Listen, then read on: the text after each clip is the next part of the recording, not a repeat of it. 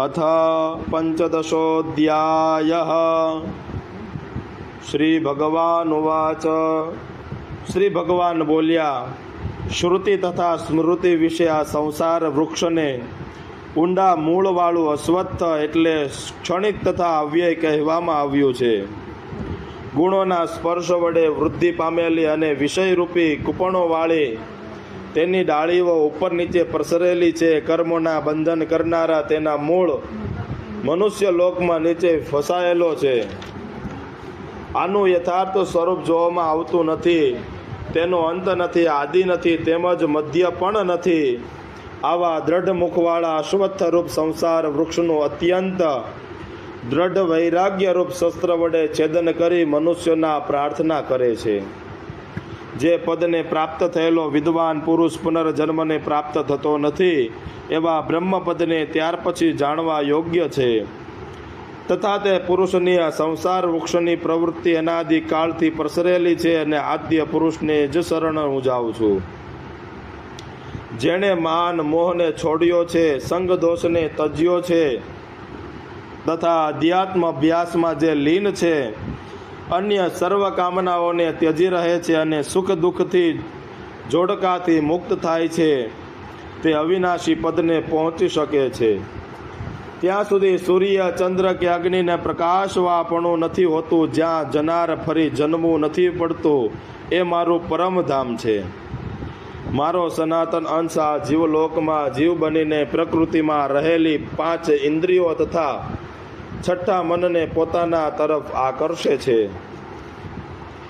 જે સમયે આ જીવાત્મા શરીર ધારણ કરે છે તે સમય ઇન્દ્રિયોનું આકર્ષણ કરે છે, તથા જેમ પુષ્પાદિક સ્થાનની વાયુ ગંધ લઈ જાય છે, તેમજ જે તે સમયે બીજાને શરીરને પ્રાપ્ત થાય છે તે સમયે મન સહિત ઇન્દ્રિયોને પણ લઈ જાય છે।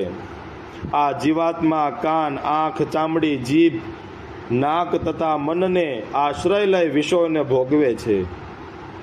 મૂઢ લોકો તેને શરીરમાં રહેતા નીકળી જતા તેમજ ઇન્દ્રિયોથી યુક્ત થઈને ભોગ ભોગવતા જોઈ શકતા નથી, પણ જ્ઞાનચક્ષુવાળાઓ જ જોઈ શકે છે। યત્ન કરનારા યોગીઓ પોતાને વિશે આત્મામાં રહેલો જોઈ શકે છે। મલિન બુદ્ધિવાળા અવિવેકી યત્ન કરવા છતાં પણ તેને જોઈ શકતા નથી। સૂર્યમાં રહેલું જે તેજ આખા જગતને પ્રકાશ આપે છે અને જે તેજ ચંદ્રમાં તથા અગ્નિમાં રહેલું છે, તે જ મારું તેજ પણ એમ ન જાણ। પૃથ્વીમાં પેસી હું જ સર્વ પ્રાણીઓને મારા તેજ વડે ધારણ કરું છું, તથા રસદાયક ચંદ્ર બનીને હું જ સર્વને વનસ્પતિઓને પોષું છું। ત્યારે જઠરાગ્નિ બની હું પ્રાણી માત્રના શરીરમાં રહીને પ્રાણ તથા અપાનની સાથે ભળીને ચારે પ્રકારના અન્નને પચાવું છું। સર્વના હૃદયમાં સ્મૃતિ જ્ઞાન અને તેનો ભાવ એ સર્વ મારા વડે જ જણાય છે। વળી સર્વ વેદોમાં જે જાણવા યોગ્ય છે તે પણ હું જ છું। વળી વેદોનો તથા કરતા વેદવેત્તા પણ હું જ છું। સંસાર વિશે 2 જ પુરુષ છે, જે અક્ષર એટલે નાશવંત તથા બીજો અક્ષર એટલે અવિનાશી છે। સર્વ ભૂતો અક્ષર કહેવાય તથા માયા અક્ષરને કહેવાય છે, પરંતુ પરમાત્મા એવા નામથી શાસ્ત્રીએ કહેલો ઉત્તમ પુરુષનો બંનેથી જુદો જ છે કે જે અવિનાશી ત્રણેય લોકમાં પ્રવેશ કરીને સર્વનું પોષણ કરે છે। કારણ કે હું અક્ષરથી પણ પર છું અને અક્ષરથી પણ ઉત્તમ છું, માટે આ લોક વિશે તથા વેદ વિશે હું પુરુષોત્તમ એવા નામ વડે પ્રખ્યાત છું।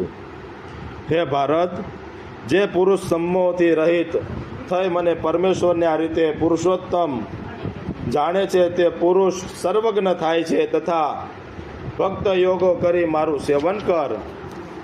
હે ભારત, મેં તને અત્યંત રહસ્યરૂપ અને શાસ્ત્રરૂપ જ્ઞાન કહ્યું છે।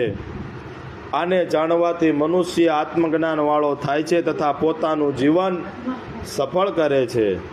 ઇતિ શ્રીમદ્ ભગવદ્ ગીતાયામ ઉપનિષત્સુ બ્રહ્મ વિદ્યાયામ યોગશાસ્ત્રે શ્રી કૃષ્ણ અર્જુન સંવાદે પુરુષોત્તમ યોગ નામ પંચદશોધ્યાયઃ। શ્રી કૃષ્ણાર્પણમસ્તુ। શ્રી ગોવર્ધનનાથ કી જય। શ્રી કૃષ્ણ।